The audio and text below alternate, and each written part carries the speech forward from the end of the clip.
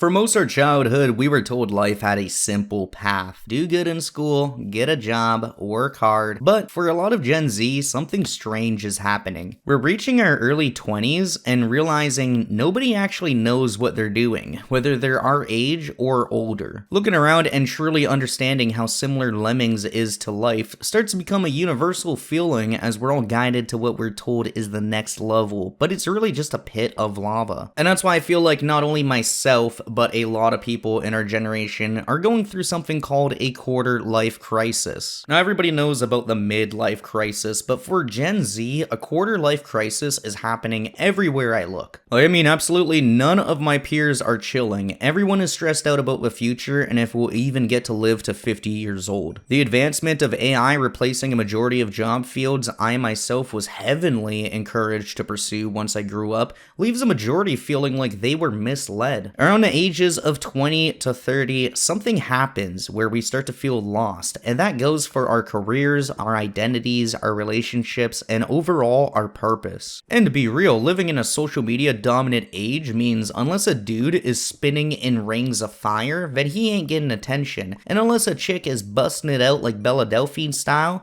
then they don't get attention either. It's a lot more complex than that, but society rewards the behaviors we were taught to go against. A quick example is how OnlyFans is like so morally bad and looked down upon, but you look at Olympians like Alicia Newman, even they ended up turning to OnlyFans, and they ended up making decades worth of revenue compared to what they would have made at the Olympics, which, they don't have a infinite time span for either. There's a lot of other people in different industries that seem to be following the same trend, and while she still does both, I'm sure that she didn't grow up wanting to do OnlyFans, and when it was announced, it was like front page news for a month where I live. The reality of becoming a Canadian Olympian being worth about 1/100th of what it would be to post your body on OnlyFans is a shocking reality to grasp. And on a smaller scale, I think back to my own life. I've watched girls work hard and stay in the same town, the same jobs, the same essential jobs we need.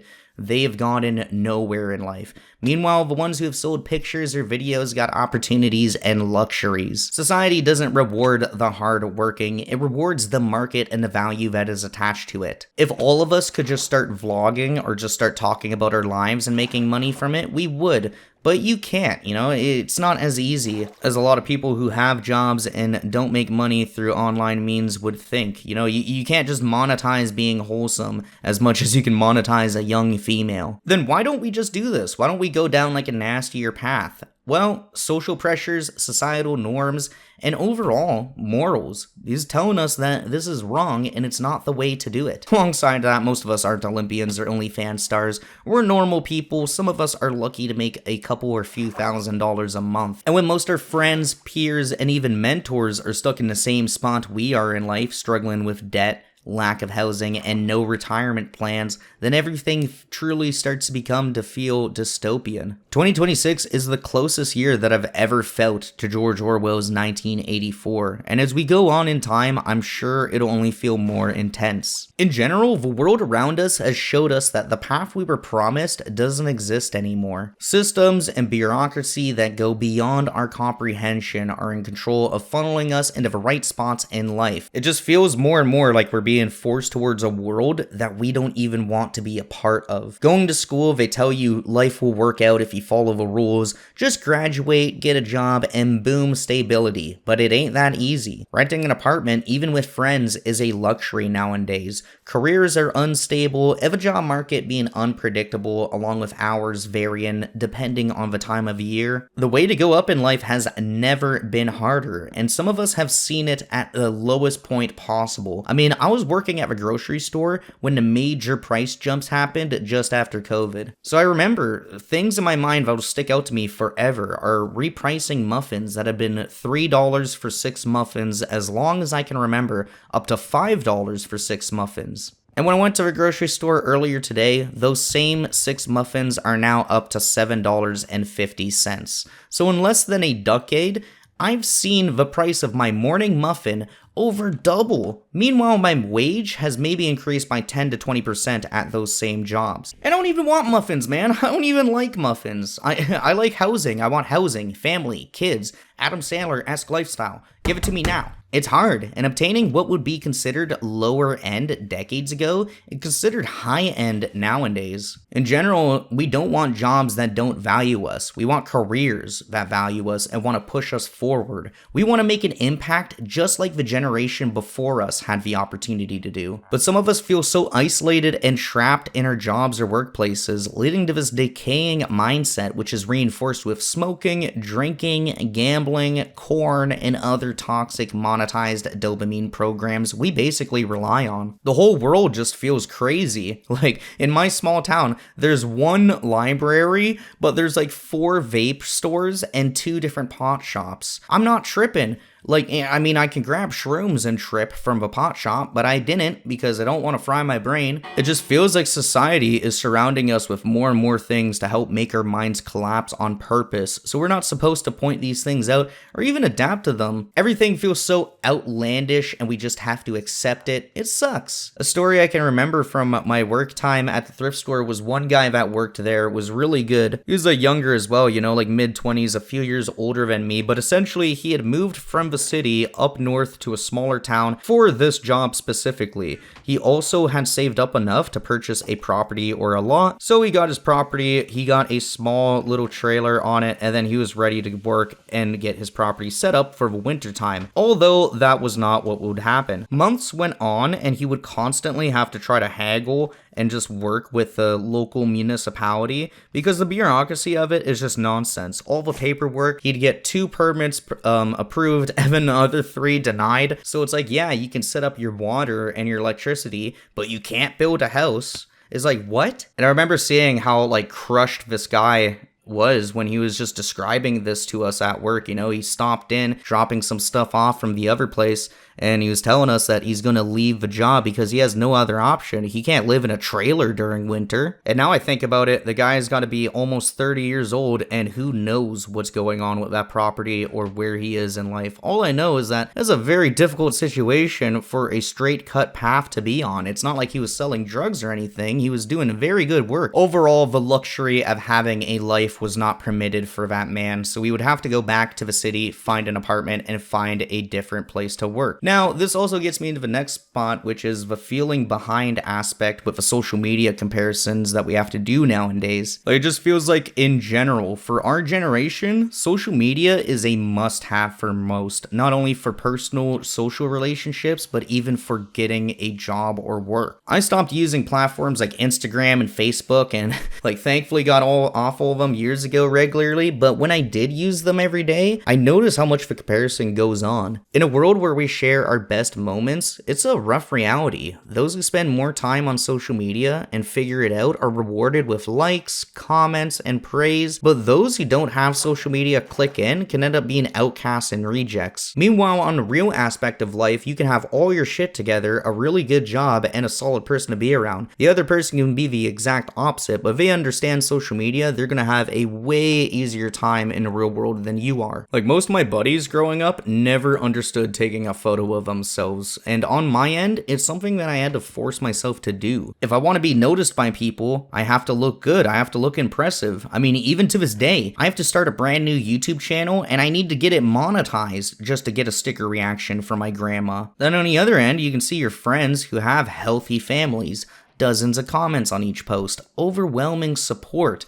and it can feel really isolating when you don't have those things yourself. A good example is how many people share relationship-related posts, whether they're breaking up with someone or referencing someone who's hurt them. It's a constant mental battle. While I might see a photo of my friend in the city working at a hotel and be jealous that he's at a hotel working in the city, he might see a photo of me in a small town with my son and be jealous that I have a son in a small town. Inherently, we're always going to want more and more, so even if we switch spots with these people. We just want what we had before. One thing I noticed that really helped is setting certain people so that you never get recommended any of their content or posts for, you know, like exes and stuff like that. I did it for my baby mom, to be honest. You know, like her posts were brutal and they were really like just bothering me and like getting to me mentally. So I made it so I couldn't see any of the posts that pop up. They won't go to my feed. I won't get a notification for them. I can't see them unless I go to her account specifically. And that made it so much easier to get past all the nonsense that she was spreading. And same on my end, you know? Then I was done spreading nonsense and she was done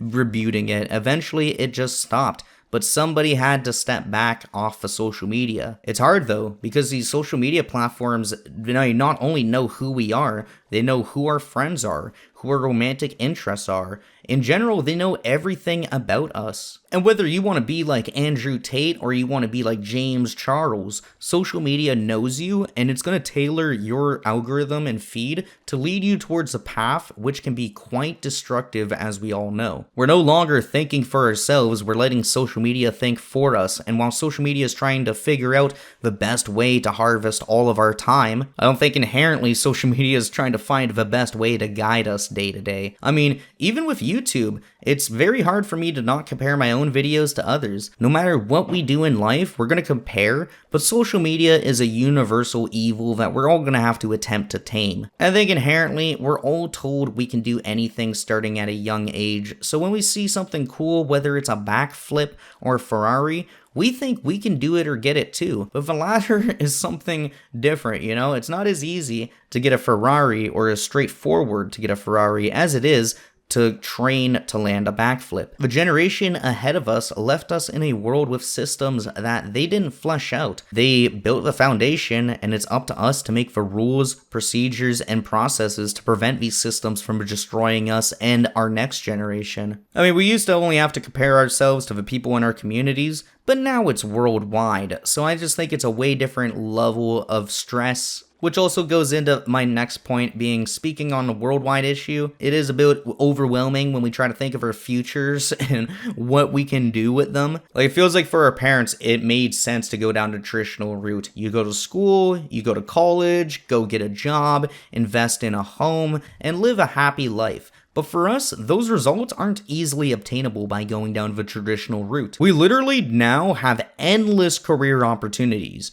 not only with the real world, but mostly online, if anything. I mean, creating a business can be all done on a computer. We got side hustles like Facebook Marketplace and Uber, to name a couple. You can even take the content creation route, something that's endless. You can pick any topic in the world that you want to go into and make a channel about it and try to scale an income past what a traditional job can provide you. I did this myself. I went from minimum wage to doing YouTube full time, and I'm very thankful. It's a lot of work, but in general, the possibilities are endless, but at the same time, they feel very limiting. None of it was easy. As I said, with social media, there's a lot of pressure. If it was morally as easy as spinning your wiener on OnlyFans a few times to make rent, then I'm sure all of us would do it by now. But inherently, it's just way more complicated. Take something like YouTube. I respect content creators because not only do I aspire to be the best content creator that I can be, but I also know what it takes to be a content creator. Planning the channel, titles, scripts, audio, editing, visual references, metadata, marketing, Photoshop.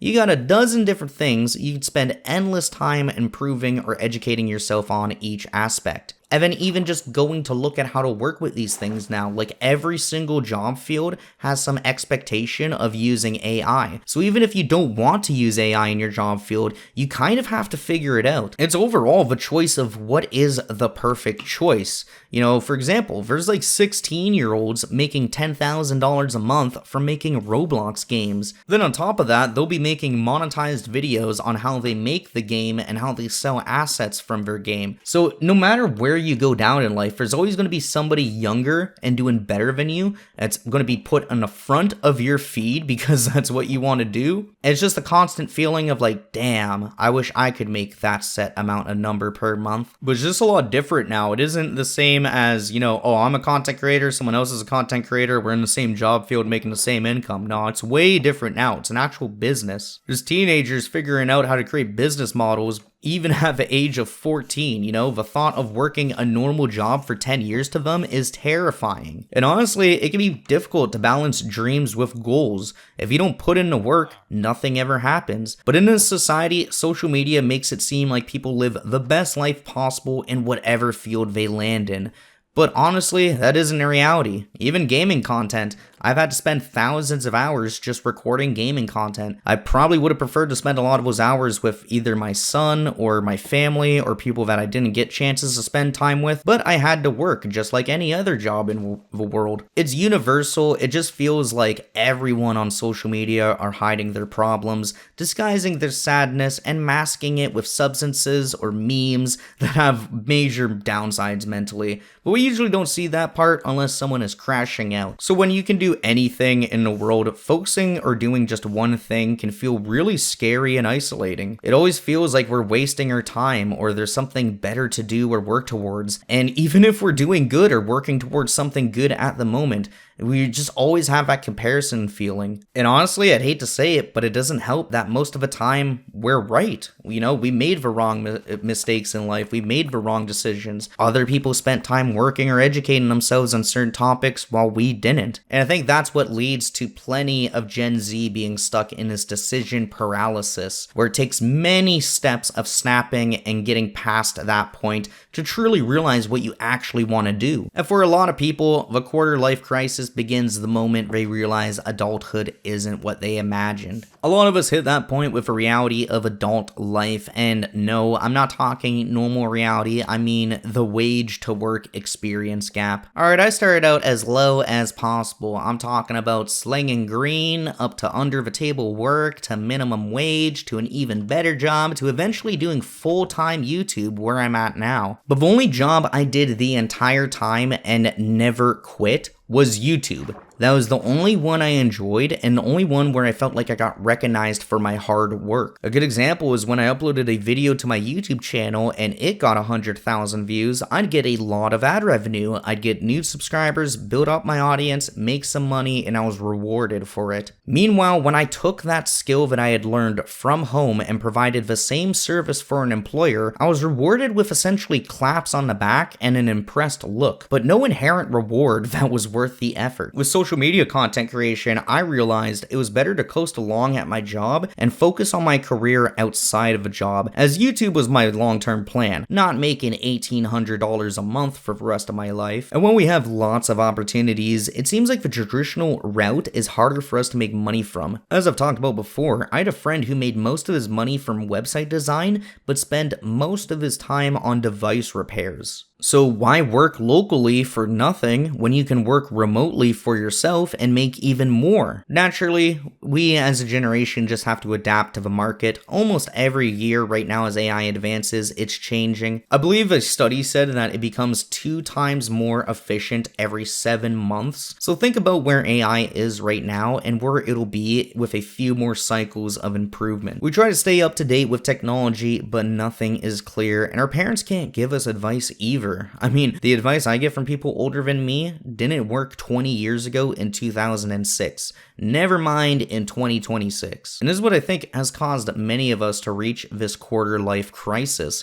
We might even be financially stable, but at that point we aren't connected with our friends and we feel isolated. And then on the flip side, if we're too connected with people and on social media, we probably aren't financially stable. And whether you're trying to make money through something like making a YouTube channel or OnlyFans, it's going to be frowned upon and talked down upon by the older generation as it's looked at as unconventional. The same thing goes for AI. I mean, online businesses or anything nowadays, it's all unclear if it's the way for us or just the way for someone else to make money. For me personally, my quarter life crisis hit when I was around 20. I had a single bedroom and was balancing a low-end job with raising my son as a single father. Naturally, during this time, I watched my peers leave my town, go on to better careers or college, and live on campuses making stories every day. Meanwhile, I was working at the same grocery store, changing diapers, and making YouTube videos. It sucked, but it also brought me life. I saw that I had things that other people didn't have and tried to appreciate those aspects. Having a child is a blessing that most people will never get to have or don't have to this day.